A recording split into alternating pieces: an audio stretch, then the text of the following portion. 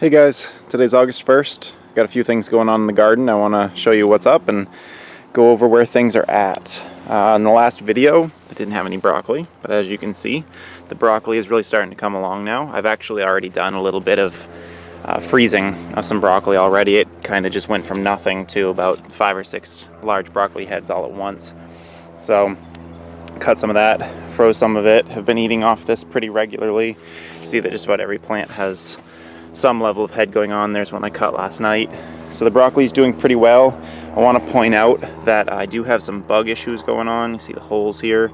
The broccoli is not doing too badly, but the Brussels sprouts are getting beat up pretty badly, and it's all by the same bug. I'll go over those in a minute when we get to the Brussels sprouts and kind of talk about what they are and how to deal with them. But there's the broccoli.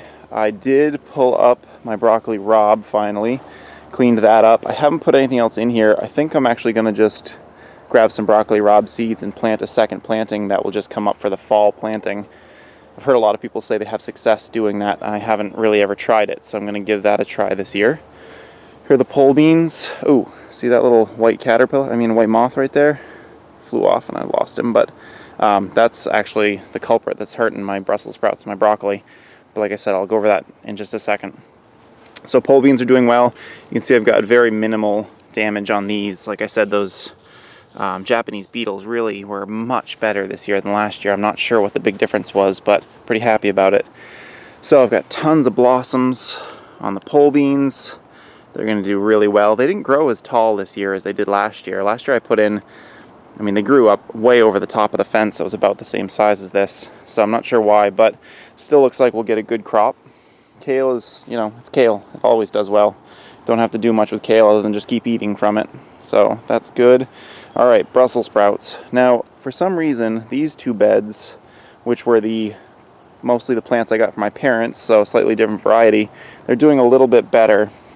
But if we come over here, take a look at some of these plants, you'll see that every leaf has got significant damage. These leaves are supposed to be way out here. These bugs have been eating off about half of every leaf. And it's a combination. It's a caterpillar that's doing it. I don't know the name of these, but I've been struggling with these things every year since we moved here. I found one of these leaves ahead of time that had some on it.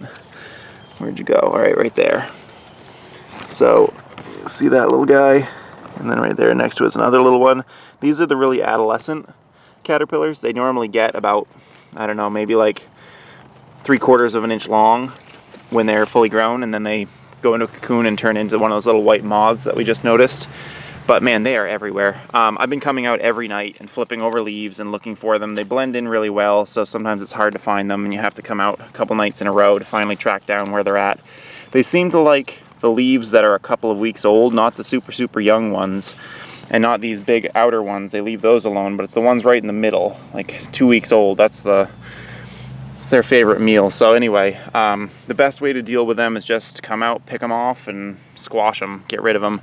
They're just green little caterpillars. They eat a lot, and there's no good way. I don't like to use any kind of sprays or chemicals, so there's no other good way to get rid of them other than just squash them.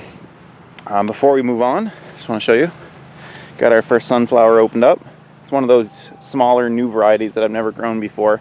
It's supposed to produce multiple sunflower heads, so we'll see what happens there, but all the rest of them still have a ways to go before they're gonna flower. All right, back to the garden. Got more Brussels sprouts, more Brussels sprouts. Look at these leaves. They're getting beat up. So unfortunately, this is my real issue this year. Everything else is doing pretty well. My herb bed, I've kind of more or less just let this go. I mentioned in the last video, I'm kind of letting things get some good roots going. We've been eating a little bit off of it, but not too much. Tomatoes. This is the bed that's mostly cherry tomatoes, and man, this bed, look at these things.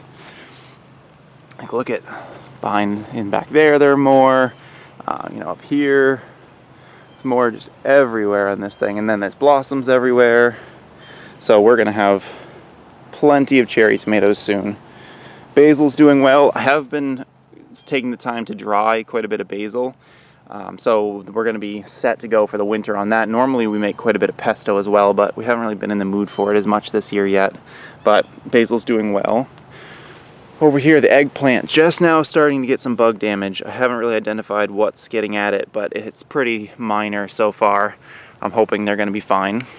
And then look at the blossoms. I love the blossoms on these things. The purple is awesome. Pepper plants, finally coming back. Got quite a few little peppers all over the place. So it looks like we'll get a pretty good crop out of those, just out of 2 plants. Over here, I have been eating, well, I should say we have been eating zucchinis and cucumbers pretty much every day, because these things just are non-stop. So the whole idea of like dealing with the blight is no problem this year. At the moment, we don't have much on here for zucchini. We have a little one right there coming, but you know, it's pretty obvious to see all the blossoms on these plants. So there's more coming. This is the bed that are the large tomatoes, and it's not quite as packed full as the cherries, but you can see that there are definitely tomatoes coming, quite a few all over the place. So still have a ways to go on these. Blossoms coming. Normally I deal with at least a few horned tomato worms. If I find one, I'll make a video, show you guys what they look like. If you've never seen one before, they're kind of a impressive little bugger.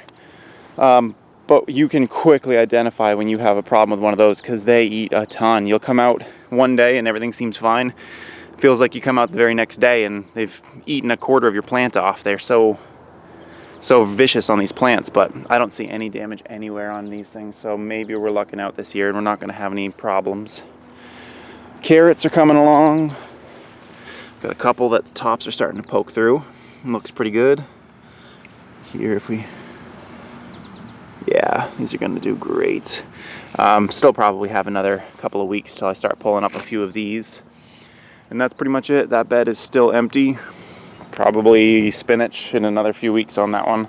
Same idea as the broccoli rabe. So that's it. As you can see, overall things are doing pretty well. Not a lot for bug problems, and I haven't had to water anything here in, I think it was probably like late May that last time I had to water.